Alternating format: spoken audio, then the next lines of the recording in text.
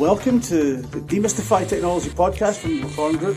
Typically, you go through the due diligence process. What the world of private equity? Right. Can't wait. Demystify it.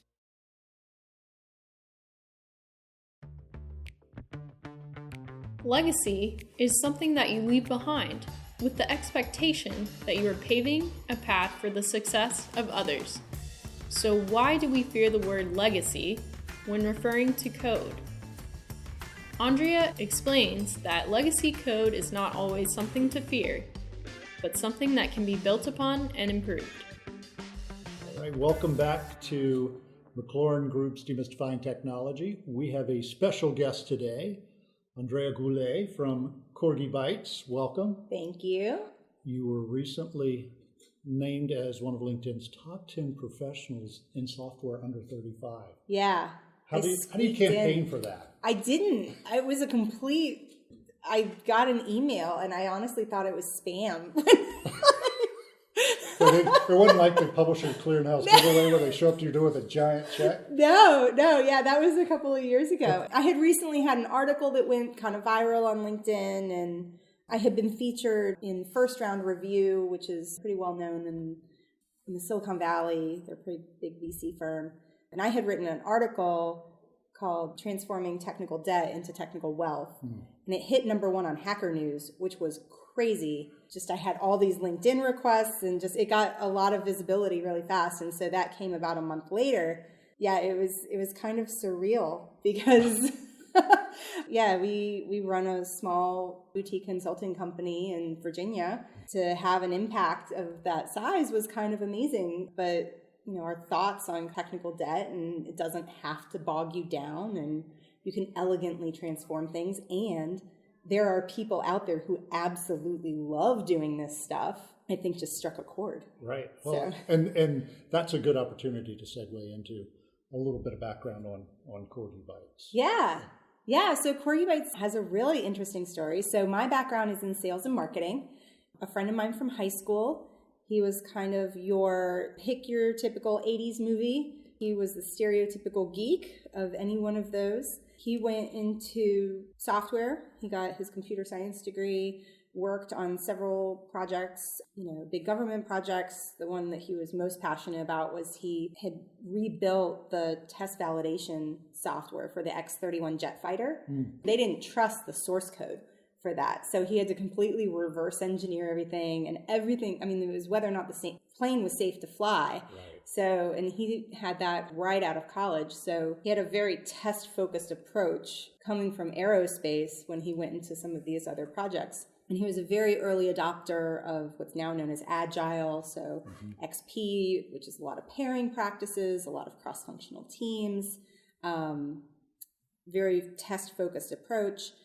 And he really wanted to make traction. Like, he loved doing this work. He loves fixing bugs. He loves paying down technical debt. He loves building out test suites.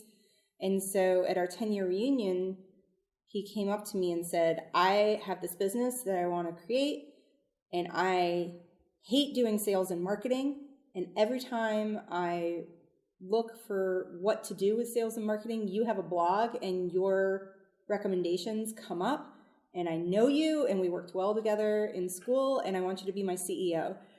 And I said, I've never really coded. Is that a problem if I'm going to be a CEO of a software company? He goes, no, I can teach it all to you, but I promise. And so it ended up being kind of interesting because my background in copywriting and strategic communications has also really informed the way that we approach this work. So it ended up being kind of serendipitous and a really good partnership. And then 3 years after starting the business together, we also got married. So it was kind of a reverse of the normal order of operations.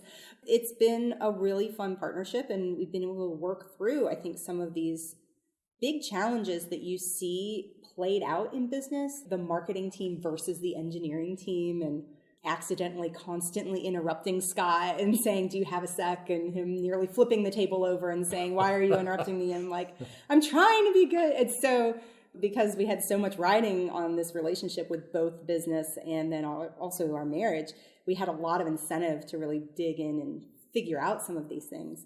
And I think that's another place where our approach is a little unique. Yeah, and I've never heard anybody say they love paying down technical debt. Yeah. I can't wait till tax season, right? Yeah, well, you probably have accountants who genuinely love it, right?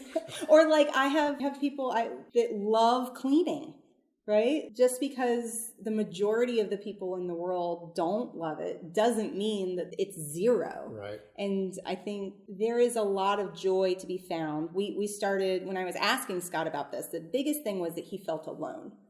There was a lot of lionization of people who built the new features, right? And, you hear this in various forms, like the 10Xers and, the ninja developers and all of that. And he's like, I'm the person who really likes hunting down bugs and making sure that things are stable and scalable and secure.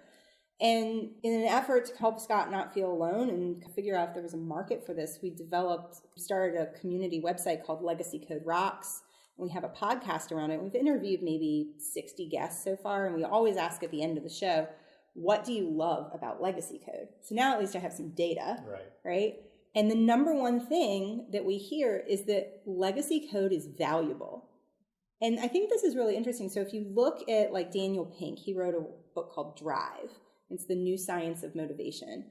And he said, in order for people to feel motivated, especially in the knowledge economy, it's purpose, autonomy, and mastery. And there's a lot in the legacy code space that speaks to that if your culture supports it.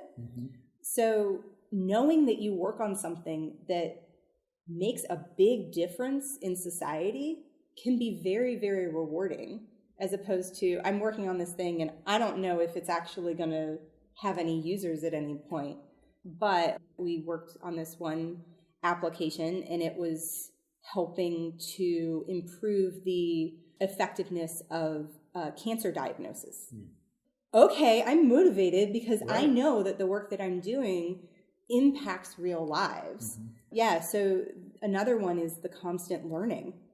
You are thrown up against all of these different places where you're like, I don't know, let me go figure out. So there's so many different opportunities for learning new things and how to problem solve. So you're never going to get bored. And then the other thing that I think is really interesting that comes up regularly is the humanity of it, which I think a lot of people don't think of when you think of legacy code. You think, or any code. That's really boring. Yeah. But there is this element of people really connecting to the people in the past. And the people who built this and honoring the work that has been done. And I think that's the idea, is we want to reframe the word legacy, because in every other context, legacy is a good thing. Legacy is what I pass down to my children and my ancestors, right? So, now we think legacy code is bad, or it's old, or it's hard to work with, and some of those things can be true. But legacy code is useful code. Legacy code is code that is doing something important and is worth passing down. And so then how do we improve that? How do we polish it? How do we make it more useful so that the people who come after us will have an easier time? Yeah, there's a lot of passion there. I know. And with a unique perspective. And I would have to imagine it's a challenge to find people that share that same passion, given the biases against legacy and against working in old code. How do you go about finding and sourcing people that are like-minded? Yeah, so I think at first it was just, is there anybody out there like Scott who loves doing this? It's been about 5 years now that we really honed in on this messaging. We would go to conferences and just take a straw poll at the beginning of who here, given the option, would rather work on a legacy system to pay down technical debt than build new features. So you'd wait for that one guy we to would raise wait, their hand? and here was the thing. Pretty consistently, it's about 10% of developers. Really? And that 10% are so passionate, and they feel seen. They're like, yes, you do too. So it's been neat, and I think that's where the community aspect of Legacy Code Rocks comes in really nicely. We've got virtual meetups and places where people can connect so they don't feel alone.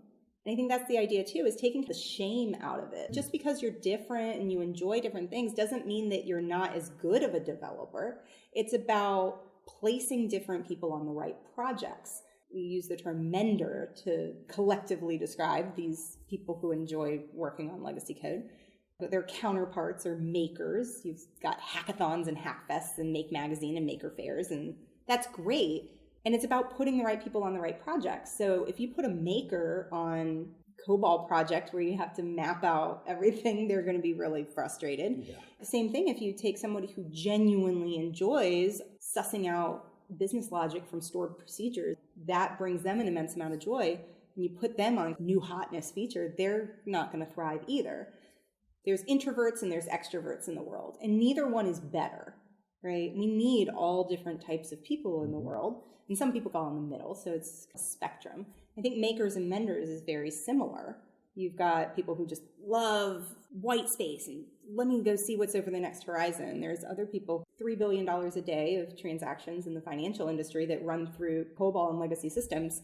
That matters to me, and I really care about the digital underpinnings. And that's okay if my work isn't as visible, it's meaningful. And we need both types. Yes, hear that, Alan? I don't have to be shamed anymore. That's right. When I first heard about your organization and what it is that you do and the passion you bring to that, my first thought was to all of the companies that we've worked with in the past that have had legacy systems. I've been in organizations with legacy systems that were fairly substantial. Yeah. And most would call archaic. But when you think about your typical client, how do you describe them and how do they find you? Yeah, so I think that article that's generated a lot of business for us. We tend to get referral partners. Typically, people will come to us and go, "You exist? Oh my gosh!" Where have you been? Yeah, we tend to get a lot of that. And you know what's interesting is that the majority of the work, I would say more than 90% of the projects that we work on are not old and archaic. We're not, I mean, we definitely have, our share of COBOL and think of, it's this old 60-year-old punch card style things. And we've got some RPG, we've got some COBOL, and that's fine. But 90% of the work that we do is more recent object-oriented languages. So we do a lot of Java, PHP, Python, Ruby on Rails, those kinds of things. And some of them are 3 to 10 years old. So now leads to the next question, because now there's confusion in my mind. Yeah. Because when I think legacy, I think old. Old. Right? So how would you define legacy? So Michael Feathers wrote a book called Working Effectively with Legacy Code, and he defined legacy code as code without tests, because tests really are a good underpinning. Like if you have an automated test suite, then it enables you to do a lot of things where you can push out deployments more rapidly and a whole bunch of things. I take my communication background and think of it in a different way. The idea on a healthy code base, one where you would consider that you have technical wealth, there is minimal friction between the developer has an idea, understands the code base, can make their changes, test it, make sure that it's going to be safe, and quickly deploy it. And so there's a number of steps in that thought process. And the less friction that we can have in that series, the more technical wealth we have. On a legacy system, there's just a lot of points along the way where things are hard to understand. Just having the test is one thing. So I sometimes think about it more as an archaeological dig, where you've got this existing system and it can be 3 years old. And if the past developers never documented any of their ideas and they crammed all of this stuff in places that just don't make any sense, and you've got to then dig things out, that's going to be a lot of friction between being able to understand things. If you've got your deployment instructions that are in a wiki over here and they haven't been updated in 18 months and everything's changed, well, that's going to create a lot of friction as opposed to fully integrated CI/CD pipeline. It's not necessarily that it's old. Older systems tend to have more what we call technical debt, which is technical debt and legacy code go hand in hand, similar to how debt and the relationship to how much you have tends to indicate whether or not you have wealth or not. Technical debt is a term that was coined by Ward Cunningham in the 90s, and he worked on a financial system. He said, you know what? Whenever we hack a solution together, it creates digital interest on that debt. So like if we put something together and, we didn't quite document it correctly, or you know what, no one really needs to know our ideas, we'll just push it out, or okay, you're taking all these little shortcuts. And that's like swiping your credit card. You're like, okay, I've accrued a little bit of interest and it's not that big of a deal. Well, it becomes a big deal when it's not paid down. So it's not necessarily that accumulating some of these things is a bad thing, but when you ignore the entire ecosystem, then it can become crushing in the same way that interest can, if you don't manage it properly, it will turn you into a company that is bankrupt because you haven't managed your interest well. And so that metaphor, I think, works really well because not everybody has their hands in the code. But you can think of it as every small decision that you make, it can either contribute to technical wealth, where you're leaving your rationale behind, you're making the code base better and easier for the next person to work with, or you can take shortcuts. The compound piece of this, similar to compound interest, can either work in your favor or it can really work against you. And so just acknowledging that and knowing that and being able to then, because a lot of what we get is, oh, well, I just want new features from the business side, just feature, feature, feature. That's the only place that I see any business value in my code. Because a lot of this work can be invisible. Right. But it's absolutely worth it. I mean, it's the cost of deferred maintenance. So if you're in a manufacturing environment or something, it's another similar metaphor. If you don't keep your equipment well oiled and up to date, you're going to pay the price down the line. And so the same thing happens in a code base. There's a lot of small decisions that you can make, but eventually you're going to pay the price, whether or not you pay it now or you pay it in a big way later. Well, and you did an article recently, technical debt isn't just technical. Yeah. And one of the things that was fascinating, having been in organizations with different degrees of willingness to pay down that technical debt, yeah, how much of that technical debt you align to the organizational structure. And, yes. And I found that fascinating. So I'm not the first person to bring this up. So Mel Conway in the 60s again, he produced an article called How Do Committees Invent? Which I love the title of that.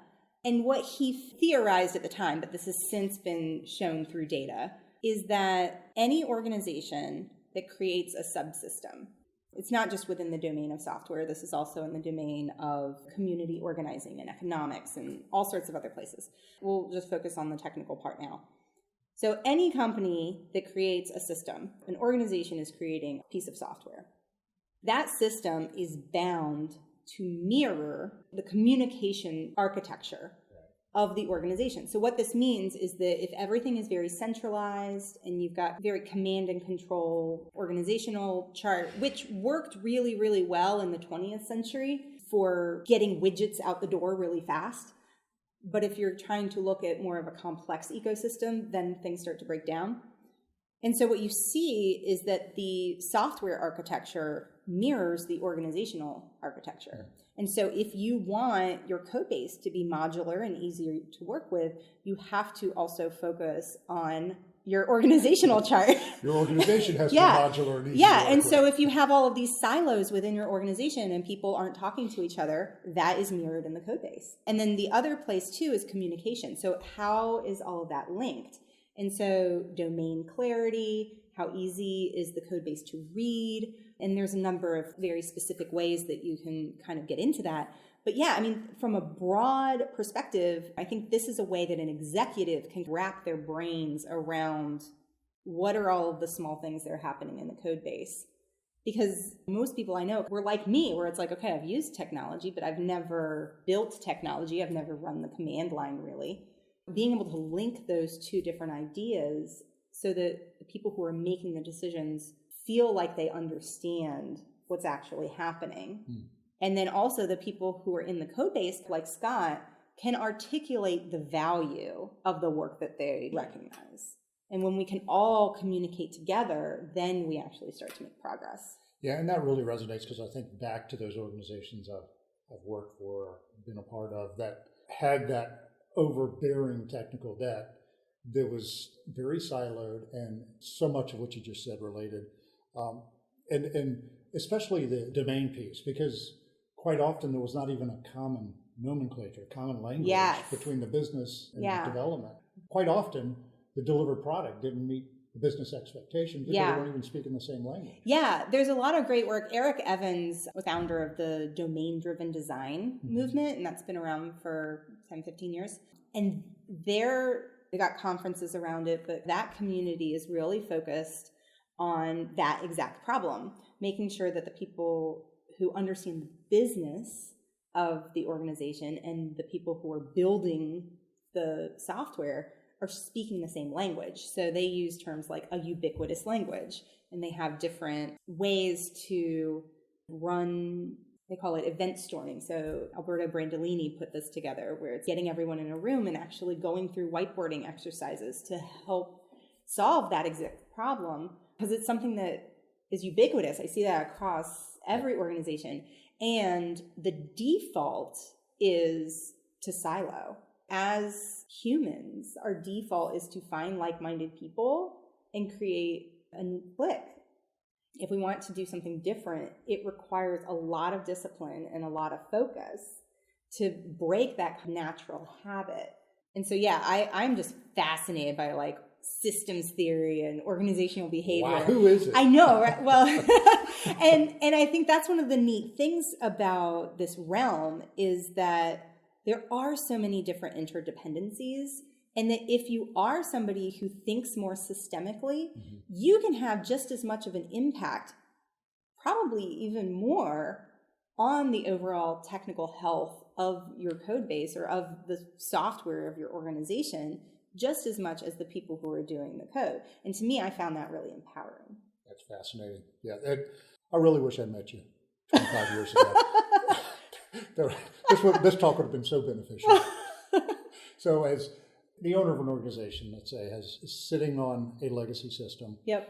And they're thinking about mend versus make, right? Yeah. They're trying to get a sense for, should I look at re-envisioning my entire platform, or should I stick with what I got and make it work? And if I do make that work, how do you go about reassuring these guys that I'm about to step into code that I'm still stuck in that archaic view of what legacy means, but maybe the code, nobody's there that actually developed that code. Yeah. Now, there are some real implications if you don't interpret that correctly and you're in there working in that, their bread and butter. Yeah, and I think that scouting for menders can be really beneficial, because these are the people who are incredibly sensitive to making sure that they are mitigating risk. Right? And that is just their natural development style. They love doing tests. They love making sure that everything is accurate before they go out. There's a lot of precision with menders. And so I think that's kind of part of it, is that you can absolutely find those people. They exist, but recognizing it's going to take a long time. I think that's one of the things that I see, is that there's this time pressure, and it's untangling a knot. It's hard to predict. You'll see a lot of movement at first, but then like, okay, I've got to just sit there and pick things away.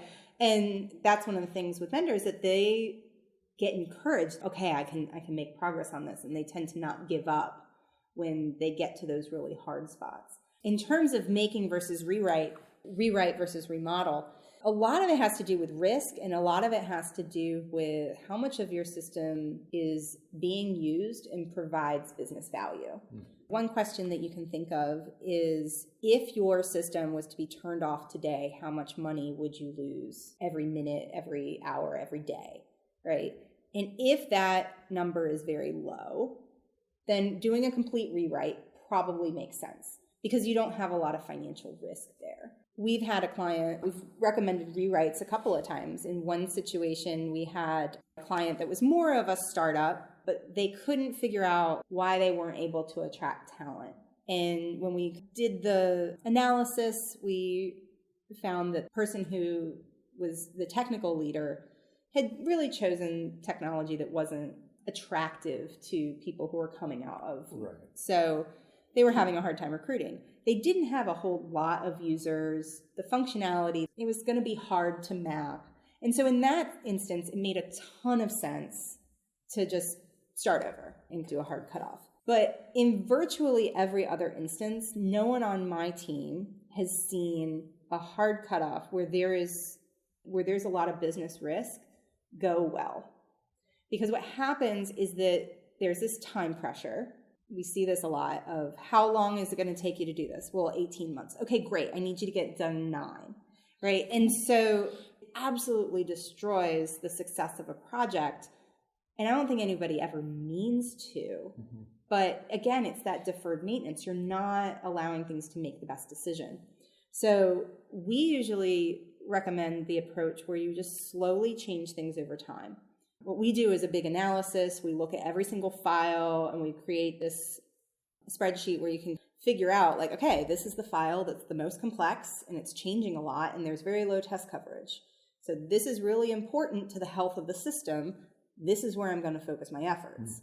So you can have a file that is complex, but it never changes. That's not really going to be a good use of your time to spend, but something where it is significant to the value of the system, being able to do that analysis makes a lot of sense. And so then you just keep doing that and you just keep whittling away until eventually the knot is gone. And then, oh, okay, I've got this modern system. And so we see this a lot. You know, we have one client where they came to us and there are different analysis tools that kind of help you visualize this. And one that we like is called Code Climate. And they look at technical debt and give it an A, B, C, D, F score. I've seen this on several projects now where clients will come to us, there's an F, right? It's like, oh, this is going to take forever. And then within 2 years, just by slowly and steadily every single day making the code base better, you've got an A. And so you can absolutely transform brownfield project, which is these legacy systems where you don't want to, just like you can take a brown field of dirt and you can water it and put seed on it and fertilizer, you can turn it into a green field again. You can do the exact same thing with legacy systems. And it doesn't have to be this hard cutoff, but it does require patience and nurturing and time and whittling away at it and finding the right people. But I think that's the thing that I see a lot is that people will put this time pressure on and expect it to be run in this like very linear way. And that can really set up a project for failure. Yeah, well, and I like the very disciplined approach to getting it and assessing where are the risk factors, right? Yeah. And knowing that up front. That has to make it a little easier to tackle that project. When Yeah. you can say, we can visualize, these are the items that are the most costly, the most risk. Yep. That's great. And you guys, you and Scott did a webinar a couple of years back as we talk about make versus mend, where you had a Venn diagram, right? Yeah. That helps define the criteria at which point you say make versus mend. Yeah. You want to go ahead and share with, so if I remember correctly, it was what does the system do versus what you need it to do? Exactly. Yeah. And I think that comes into the risk too. So, you know, if you've got a system that is, and this is more from a business logic standpoint. So if the system that you have is mostly serving your customers, let's say that you want to add a new piece of functionality, but it's hard to do it, that we don't necessarily take into account. But if you want to completely change the business model of everything, well, yeah, then it makes a lot of sense to rewrite something. But if what you have is a system that, for the most part, is serving your business needs, but let's say you want to add an addition to it, right? Those are the new features. Well, you wouldn't, the metaphor I use there is if you want to add an addition onto your house, but your house is a little older and outdated, you don't bulldoze the entire house and then rebuild a new one. My wife's going to be really disappointed with that. There are times where that makes sense if the whole house isn't serving your needs or you want to turn that plot of land, it's been rezoned from residential to commercial. Yeah, that makes a ton of sense. But for the most part, the house is working really well, but I want to add these things to it.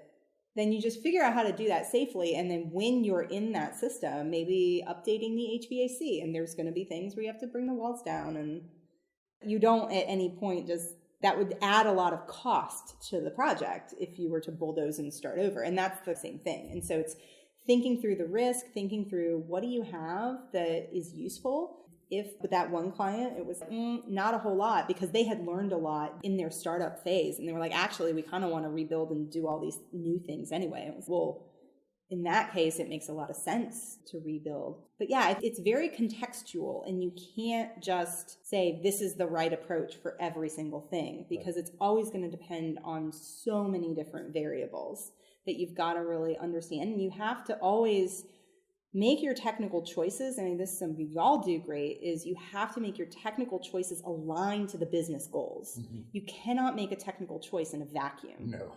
That's another thing is that I see a lot of people and it's just like, oh, well, you should always do this at all times. And not always. Well, it depends. in a true consultant fashion. Well, I think that resonates really well with some of our clients as owners are considering the challenges and the technical debt that sits within their legacy platforms and their systems. You speak to honoring those that have come before who've essentially established this environment and these platforms. And quite often these owners are sitting there with these folks in-house, and it can be very intimidating to start having conversations with somebody like MacLaurin Group. They'll look out and say, okay, first thing they're going to do is say, this code is archaic, I'm archaic, and we need to rebuild everything. But there's a great deal of empathy in how you approach this. Yeah, our number one core value at Corgibytes is act with empathy. That was my background in communications. I know that you can't make progress, you can't resonate with people unless you have empathy. And I was really lucky because that is Scott's superpower as well. And I think that's one of the reasons that he loves doing legacy code, is because there is that connection to people. When we first started looking at doing our audits and doing our analysis and all of that, we call out just as much of the things that are going well as the things that are hard and that should change. Because I think there is a lot of shame in the software industry as a whole. It's baked into our tooling even, that if you want to see a history of the things that somebody else has done, you run the command git blame. I mean, it's toxic. But luckily the research shows, I love Dr. Brene Brown, and the research shows that the antidote to shame is empathy. The most important thing is for us to honor the situation that that person was in, because we need to look at constraints. And this is where some organizational behavior comes in. Like if you look at Deming's work, he says, a bad system will beat a good individual every time. You can't just say, oh, this person was wrong and stupid. No one goes to work every day and says, I want to write the most awful code I can possibly do. That just doesn't happen. A good case study of this is Y2K, which I hope people listening to this remember. I'm not completely dating myself, but painfully remember. Yeah, I mean, there were real constraints. The people who were around at that time, who were helping to update and mitigate the crisis from happening, they didn't go and say, oh, well, these stupid people didn't provide 4 digits on the year. They looked at the constraints for the most part and said, okay, memory was really, really limited at that point. And given the constraints of the memory, that was a pretty good educated guess, because a lot of these systems were built in the 60s and 70s. And I've interviewed people on my podcast and they were like, we were pretty sure someone was going to modernize it by the year 2000. Right. So there are assumptions that you're building in today. But then also looking at, was somebody under time pressure? Did they have to deliver something quickly? Was there a lack of knowledge at the time? I got on a sales call one time. This one person was like, yeah, I'm really frustrated with this system because just a year after it was built, this brand new thing came out. And why didn't they build it that way? And I was like, well, I think that's the hardest problem in software, is we have to build with what we have today. We can't predict what's going to come a year from now and build with that. We have to use the tools that we have today. And so I think that gets into, too, if you get in the practice of constantly modernizing rather than thinking of your system as static, then you can leave these artifacts of your thinking to provide that link to the people who are going to come after you. And you can also provide that empathy and that link and just say, thank you for building this system, and thank you for thinking of that, just honoring a lot of the hard work. And I think when you think about the makers and menders, I think this comes in as well, because makers love tearing stuff down and rebuilding. They have a very different skill set. Maybe you're a little biased against being able to honor those people. And so that's why I think finding people who are menders, who enjoy this type of work, you're going to find that they will more naturally honor that work before. So well said. So that's a very similar approach to what we have as an organization with MacLaurin Group. It's we're quite often walking into an organization where these legacy systems exist, and it's easy to say, here's the technology that makes the most sense in this day and age, given the challenge of the business and looking at what your goals are for this organization. But what's not so easy to replicate is all of those things that you say that are embedded in Yeah. the context of how that came into being in the first place, right? And Yeah. so I can really relate to stepping into those organizations just like you have to. And it's not so much empathy, it's respect and understanding that not everybody has all the answers. The newest Right. is not always the best, but newest may be better, but you can't implement that at the expense of what's come before you or without that informing what's coming down the road. And so I can really appreciate that approach. So Yeah. thank you. Yeah, another one of our core values is craft and context. So it's the idea that you can't choose a technical solution or you can't make a technical decision unless you understand the business reason and the business goals and the business context. And I think that's one of the things I love about y'all too. And I would agree there's a lot of culture overlap, is that you're right. The technology choice is kind of the easy part once you know some of these things. But it's making sure that you're aligning the goals and then elegantly migrating to the new solution rather than just saying, this is the new thing, everything else was stupid. And that's A, disrespectful to the work that's come before, and B, there's just a lot of risk in that. Yeah, that's almost destructive. Yeah, honestly. exactly. Andrea, thank you so much for coming in today. You've added about 5 books to my reading list just on the basis of this conversation. So I think I'm good through at least June. Yeah. Thank you so much. Look forward to reading more of the Corgybite blogs and webinars, seeing the webinars on YouTube. Thank you. Yeah, thanks for having me. This is great.